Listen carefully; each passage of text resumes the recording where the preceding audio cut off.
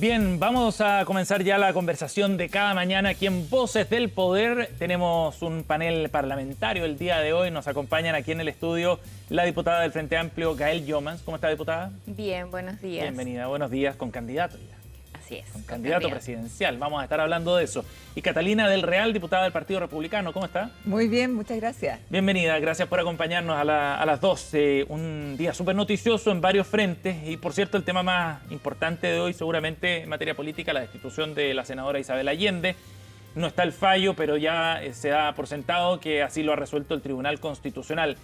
Partamos, diputada, con usted. Ayer la vimos en un punto de prensa junto al abogado que presentó uno de los requerimientos precisamente ante el Tribunal Constitucional. ¿Cómo interpreta lo resuelto por el TC?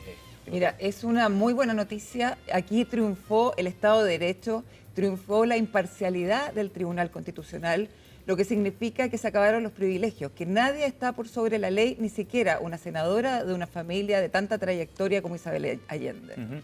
Y lo interpreta como una buena noticia en ese sentido, digamos, el hecho de que se haya hecho justicia en ese Absolutamente, absolutamente, eso es lo que estábamos esperando. Nosotros desde el Partido Republicano presentamos esta acusación frente al Tribunal Constitucional y lamentablemente también presentamos una acusación constitucional en la Cámara de Diputados que no llegó a puerto y eso implica un deterioro de las decisiones de la Cámara de Diputados, porque si el Tribunal Constitucional, que es el tribunal más importante del país, falla en derecho, la verdad que es bastante impresentable que haya habido algunos diputados que finalmente rechazaron este libelo solo por amistad o afinidad política. Diputada Youmans. Sí, no. Yo primero quiero decir que solidarizo con Isabel Allende, con su trayectoria política, con el Partido Socialista, porque no comparto la decisión que toma el Tribunal Constitucional. Si bien este es un trascendido, evidentemente hay que revisar el fallo para poder tener una opinión jurídica, sí, por cierto. Pero sí me parece que destituir a una senadora democráticamente electa es un hecho de suma gravedad. Y por cierto, además teniendo en consideración que este es un acto jurídico del cual Isabel Allende no, en el fondo, dado que no se llevó a cabo, no se terminó la compraventa, no llevó ningún peso producto de ese acto jurídico. Y por lo mismo, a mí me parece que es bien grave la decisión que se termina tomando y no la comparto en lo absoluto. Ahora, diputada, usted dice es que es grave porque se destituye una senadora electa democráticamente, ¿cierto? Pero está establecido así en la Constitución, ¿no? Que quien celebre un contrato, lo dice el artículo 60, con el Estado será destituido. O sea, sí, lo que se pasa está es que aplicando la norma nada más. Bueno, ahí también hay que revisar porque hay una discusión sobre si es que se efectúa o no la compraventa.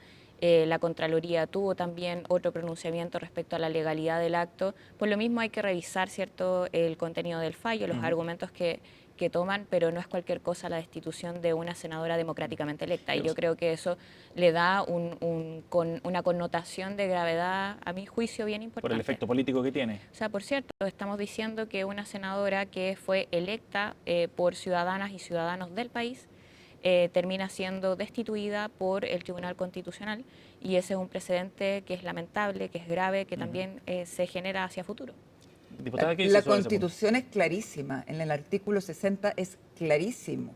O sea, una senadora, una ministra, ministro, diputado, no puede celebrar contratos con el Estado. Aquí hubo una infracción evidente a la Constitución y por algo el Tribunal Constitucional, que en su mayoría no es de oposición, sino es más bien de tendencia oficialista, falló en derecho y falló de una manera totalmente imparcial, destituyendo a la senadora. Aquí hubo un delito. Se estaba haciendo lucro con una propiedad de 1.000 millones de pesos financiada por el Estado y además, como en el fondo un pelo más a la sopa, esto se iba a entregar en comodato a la misma familia Allende.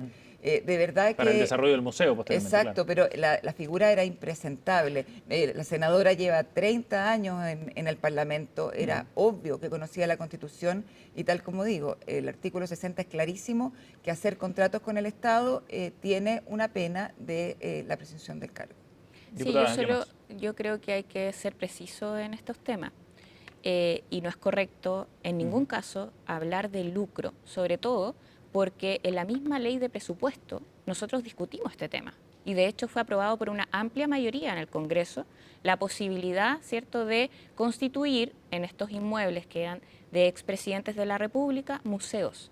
¿Para qué? Para el país, ¿cierto? Entonces, en ese sentido, hablar de lucro, ¿cierto?, creo que no corresponde, sobre todo porque en este caso, y vuelvo a reiterar, Isabel Allende no obtuvo ningún peso producto de esta compraventa, no hubo en ningún caso mala fe en este acto, y de hecho es más, si bien comparto que se realizó de mala forma, y de hecho la autocrítica ya la realizó el gobierno al respecto, se tomaron las responsabilidades políticas correspondientes, acá no me parece juzgar de esa manera a Isabel Allende, además teniendo en consideración lo que representa para la historia política de nuestro país, teniendo en cuenta su trayectoria de defensa de la democracia y de los derechos humanos en el país.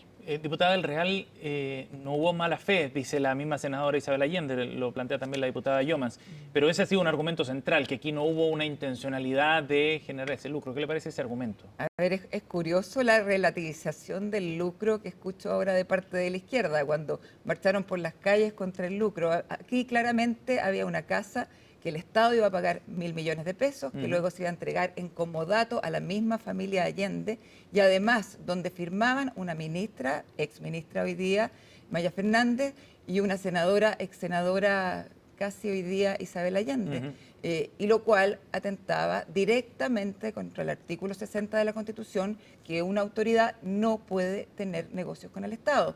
Eso es clarísimo, tan clarísimo como que el Tribunal Constitucional falló justamente en derecho y está destituyendo a la senadora. Bueno, acá hay varias dimensiones. Esta dimensión legal, digamos, ¿no?, respecto a lo que ha resuelto el Tribunal Constitucional. Hay otra dimensión también política, por la composición del Tribunal Constitucional y por las representaciones políticas de cada uno de sus integrantes.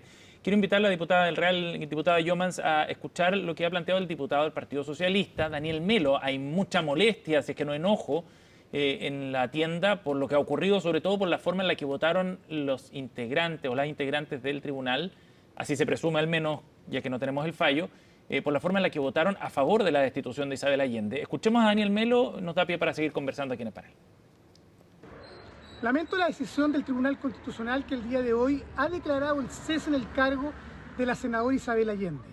Quiero solidarizar y valorar todo lo que ha sido su intachable trayectoria política en defensa de los derechos humanos y la justicia social en su trabajo parlamentario. Hoy la extrema derecha, con incluso el voto de los representantes del Frente Amplio, deben estar celebrando. Creo que en este caso se ha cometido una verdadera injusticia. Esa era la declaración del diputado Melo, diputada Llomans, bien duro, el Frente Amplio celebrando junto a la extrema derecha, dice.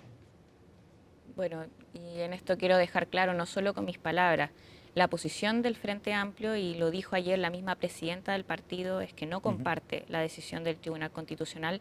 En el Tribunal Constitucional no hay miembros militantes del Frente Amplio, y por lo mismo en momentos de dolor, en momentos en donde nosotros vamos a realzar la solidaridad con Isabel Allende, yo me quedo con eso porque creo que, sobre todo teniendo en consideración que en este caso vemos que también lamentablemente desde la derecha se hace más bien un uso político de esta situación para tratar de enlodar, de mancillar el legado de Salvador Allende, lo cual no corresponde. Si bien hay diferencias políticas, creo que no hay que utilizar este tipo de casos para ello.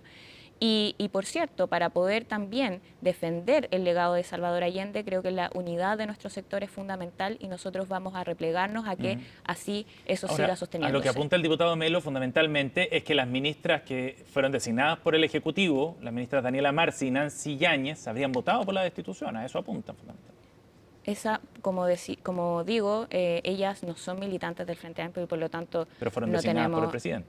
O sea, pero no podemos hacernos cargo, ¿cierto?, como Frente Amplio de las decisiones que en este caso se toma inclusive por un organismo autónomo como lo es el Tribunal Constitucional y menos cuando ni siquiera son militantes del Frente Amplio. Además, no compartimos la decisión y en eso quiero ser bien clara y tajante. Diputada del Real, ¿qué le parecen las declaraciones del diputado Melo, que tienen otra cara también? Acá hay una forma de defender, digamos, también el cuoteo dentro del TC. Eso es lo que está haciendo el diputado Melo en la práctica. A mí me parecen graves sus declaraciones porque está claramente tratando de incidir en las decisiones de un tribunal independiente como el Tribunal Constitucional y que se rige justamente en derecho y en temas legales. Él puede tener sus opiniones, pero no puede estar diciendo que aquí habían cuotas, habían militantes y tenían que haber votado según el parecer de un cierto conglomerado.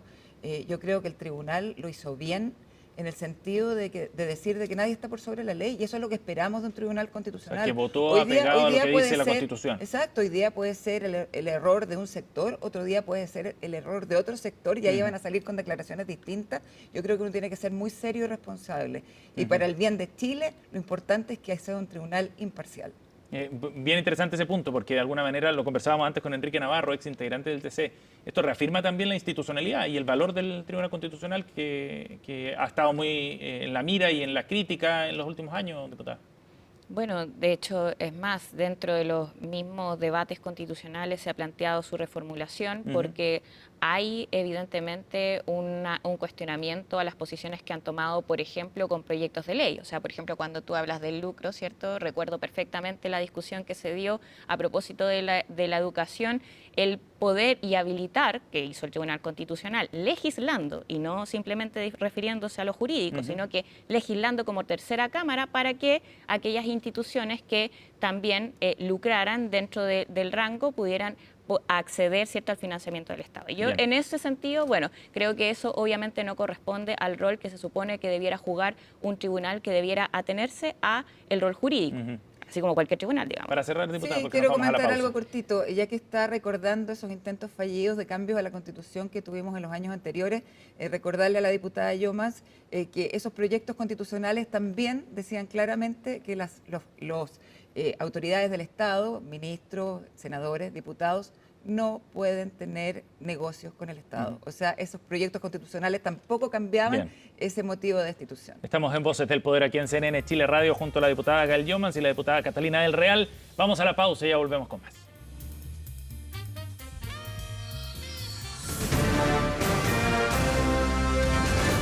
Hacemos una pausa y ya regresamos con CNN Chile Radio, AM.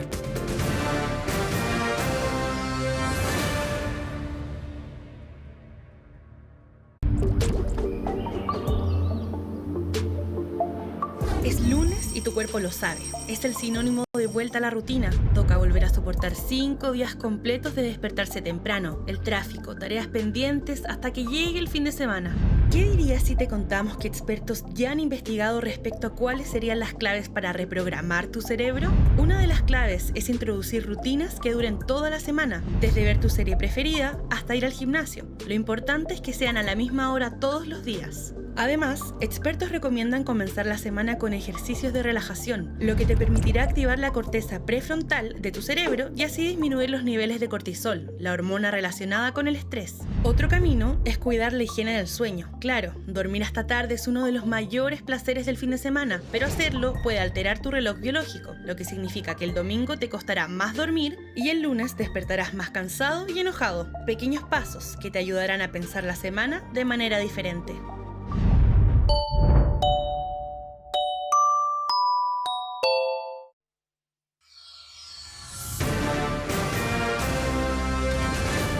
Estamos de regreso en CNN Chile Radio, AM.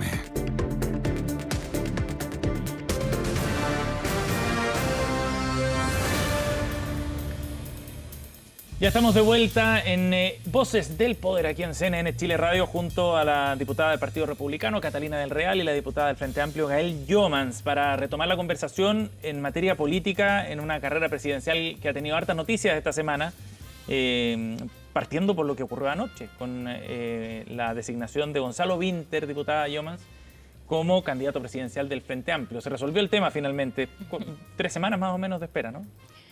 Sí, o sea, demoró igual, la decisión. Es que una decisión importante, no es menor, y por lo mismo tuvimos una buena jornada que concluye un proceso de debate que se dio dentro del partido, en donde se define la candidatura de Gonzalo Winter por varias cualidades que tiene él, también su trayectoria como parlamentario durante ya casi 8 años, ¿cierto?, de ejercicio, Y también no solo en su rol que quizás más conocido, en la discusión pública, ¿cierto? En poner los puntos sobre las IE, de defender ideas y dar un debate democrático sin que eso llegue Diputada, a la ofensa o la agresión. ¿Por qué Gonzalo Vinter representa al Frente Amplio? Bueno, en primer lugar, Gonzalo Vinter fue electo primera mayoría de nuestro comité central y por lo tanto hay una representación que digamos es genuina de la misma militancia que considera que él también representa las ideas de nuestro partido. Además, no solo en la interna, sino que también en las elecciones, el diputado Vinter es tercera mayoría en la Cámara de Diputados y Diputadas en la última elección y por lo mismo también hay una visión que tienen los mismos vecinos y vecinas, en este caso del Distrito 10, respecto a su labor parlamentaria y que nosotros queremos recoger. Hay ideas de cambio que nosotros sostenemos, deben seguir siendo impulsadas desde el Frente Amplio y en esto la labor que ha jugado Gonzalo Vinter tanto en el impulso de distintas agendas que hemos tenido, la ley de pensiones de alimentos, la ley de pensiones también, el cambio en la seguridad social o también la lucha que hemos tenido por poder avanzar en la vivienda propia, ¿cierto? Han sido parte de sus agendas relevantes dentro del Congreso. Ya podremos profundizar en eso, en el concepto de continuidad o no que representa a Gonzalo Vinter, pero diputada del Real, cuéntenos qué opina usted de la nominación del diputado Vinter. Bueno, eso obviamente es resorte del Frente Amplio, pero desde mi punto de vista el país necesita hoy día orden, seguridad y progreso. Y claramente Vinter fue uno de los ideólogos de este retroceso que tenemos en el país. ¿En qué sentido? Es claramente un continuador de la obra de Gabriel Boric, que le ha hecho tan mal a Chile. Hoy día podemos enumerar todas las falencias que tenemos en el país, la falta de empleo, las listas de espera, el déficit. Hoy día se necesita, todos los expertos lo han dicho, contraer el gasto en aproximadamente 6.000 millones de dólares. Entonces, yo creo que si todas las personas que nos están viendo reflexionan, saben perfectamente que el país va por un mal camino. Y por eso me parece a mí que no es una persona que vaya a dar garantías de seriedad, pero también, obviamente, respeto las decisiones que pueda tener el Frente Amplio para elegir su candidato. En su autonomía, pero ¿usted considera que es una continuidad del gobierno del presidente Absolutamente. Boric? ¿Sí? Absolutamente. Diputada Youmans, en ese sentido me gustó el titular que tenía el Mercurio hoy día, si era el guardián del 30% o era el candidato de continuidad de lo que ha sido el gobierno hasta ahora en la práctica. ¿Cuál de las dos? A ver, bueno, lo primero es que se trata de posicionar como si las ideas de cambio estuvieran, hay que ocultarlas o al parecer ya no son sentidas por la sociedad. Cuando hablas de las listas de espera, yo pienso en la salud pública y la necesidad de fortalecerla, de poder poner también recursos públicos al servicio de la salud pública, pero al contrario, lo que está planteando la derecha es contraer, que el Estado se haga lo más chiquitito posible. Y eso no va a favor de los derechos de las personas. Esas ideas hacen que nuestro proyecto siga vigente, siga con fuerza. Y por cierto que la seguridad es una de las principales preocupaciones. De hecho, el día de ayer, el discurso de nuestro candidato presidencial tenía un principal enfoque, ¿cierto?, en la situación de crisis de seguridad y en donde, claro, para poder hacer frente a la delincuencia y al narcotráfico hay que levantar el secreto bancario, hay que poder también contar con mayores herramientas hacia Carabineros y eso se hace con gasto público, con fortalecimiento del Estado. Ahora, de todas maneras, ¿no entra con el pie izquierdo Gonzalo Vinter a esta carrera pensando que era el plan B del Frente Amplio? Porque la primera opción fue Tomás Bodanovich y se intentó por todas las vías tratar de convencer al alcalde de que fuera el candidato y él se negó tajantemente. Hubo una discusión bien importante en el partido por también revisar cuáles son los liderazgos que tenemos, sus trayectorias y cuál era la mejor candidatura para presentar en estas elecciones. Pero es el plan en B, el caso, no, en ningún caso nosotros no tenemos Gonzalo Vinter siempre fue la primera opción del Frente Amplio. Es la mejor opción que tenemos ¿Pero y el siempre fue la candidato primera? natural. O sea, de hecho, las conversaciones que tuvo la Dirección Nacional fue con todos los liderazgos en su momento. Y en el caso de Tomás Bodanovich, obviamente él está jugando un rol relevante, fue recientemente electo en Maipú y ese trabajo lo tiene que realizar. Y eso no merma que vamos a tener un candidato presidencial que para este momento, para este contexto político, con una derecha que sigue buscando, ¿cierto? Lamentablemente, el hacer que o nos parezcamos a la Argentina de Milei y por lo tanto que el Estado se reduzca lo más posible, incluso a pesar, ¿cierto?, de los malos, de la situación vulnerable en la que pueda dejar a los jubilados en ese país. Yo no quiero eso para el nuestro y por lo mismo creemos que el mejor candidato para enfrentarlo es Gonzalo Vinter. Diputada del Real, ¿qué está pasando en su sector a propósito de estas definiciones? Porque también ha sido una semana interesante desde el punto de vista de ciertas definiciones, cómo se comprometen o no los apoyos para segunda vuelta, y también con la llegada incluso de nuevos actores, como Franco Parisi, por ejemplo, que entra también en esta carrera presidencial. ¿Qué está pasando en su sector? ¿Cómo ve ese escenario después de esta semana? Bueno, primero partir diciendo que con la diputada Llomas nosotros tenemos ideas absolutamente opuestas de lo mejor para Chile. Mientras ella quiere agrandar el Estado y contratar más funcionarios y burocracia, nosotros tenemos la responsabilidad de decir que hoy día el país está colapsado, no tiene recursos para seguir contratando gente. Lo que hay que hacer es justamente disminuir el aparato del Estado, hacer más eficientes los programas y llegar con la ayuda que realmente necesitan los chilenos. Con respecto a su pregunta, bueno, obviamente acá estamos apoyando con todo a José Antonio Kast, porque él tiene la fuerza, la convicción para hacer los cambios que Chile necesita.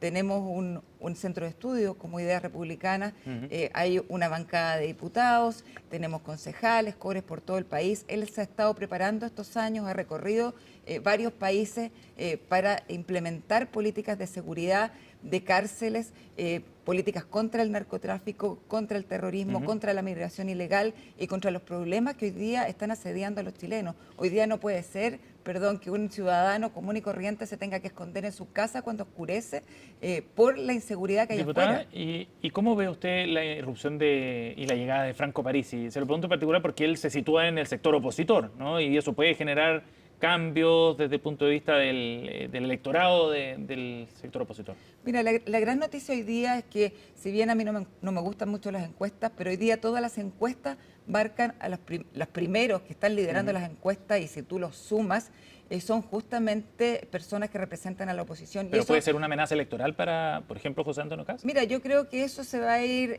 dilucidando con el paso de los meses. Estamos todavía recién comenzando abril, las candidaturas presidenciales suben, bajan, pero yo tengo la fe que la fuerza y la convicción que tiene José Antonio lo va a hacer llegar a ser el presidente de Chile. Al menos a la papeleta sí va a llegar, porque tiene que mostrar todo el proyecto y el programa que estamos construyendo.